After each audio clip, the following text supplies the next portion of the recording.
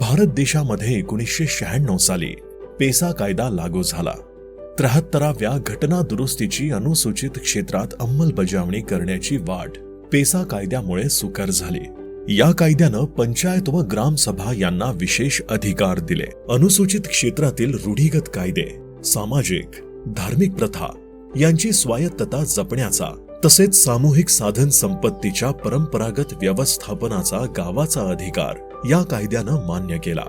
PESA गावांच्या कार्यक्षेत्रातील भूसंपादन, गौण खनिज उत्खनन, मादक द्रव्य सेवनास नियंत्रण, गौण वनोत्पादन, जमिनीचे हस्तांतरण, ग्रामीण बाजारपेठा, सावकारी इत्यादी बाबत ग्रामसभेची निर्णय क्षमता व पंचायतीची अंमलबजावणी यावर हा कायदा महत्त्वपूर्ण आहे.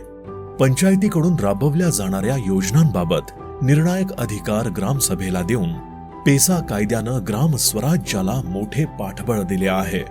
ग्रामसभेच्या बैठका घेण्याआधी किमान 5 दिवस अगोदर जाहीर नोटीस लावली जाते, दवंडी दिली जाते. पेसा मोबिलायझर याच्याकडून प्रत्येक मतदाराला ग्रामसभेत उपस्थित राहण्याबाबत कळवले जाते.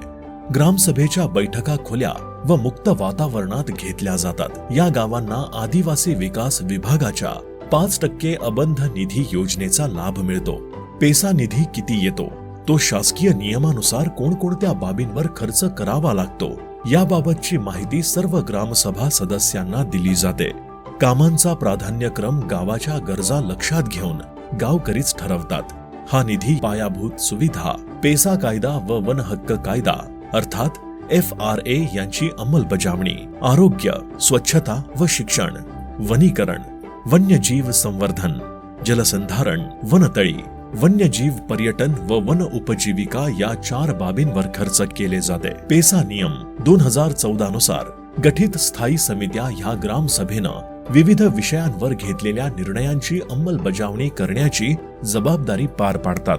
त्या ग्रामसभेला जबाबदार असतात.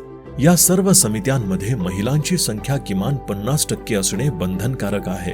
पेसा नियमानुसार शांतता समिती, न्याय समिती, साधन संपत्ती नियोजन व व्यवस्थापन समिती, मादक द्रव्य नियंत्रण समिती, कर्ज नियंत्रण समिती, बाजार समिती, ग्रामसभा कोष समिती, दक्षता व सनियंत्रण समिती या 8 समित्या या ठिकाणी कार्यरत आहेत. या समित्यांच्या माध्यमातून जल, जंगल, जमीन यांसारख्या नैसर्गिक साधन संपत्तीवरील ग्रामसभेच्या अधिकाराचे व्यवस्थापन केले जाते.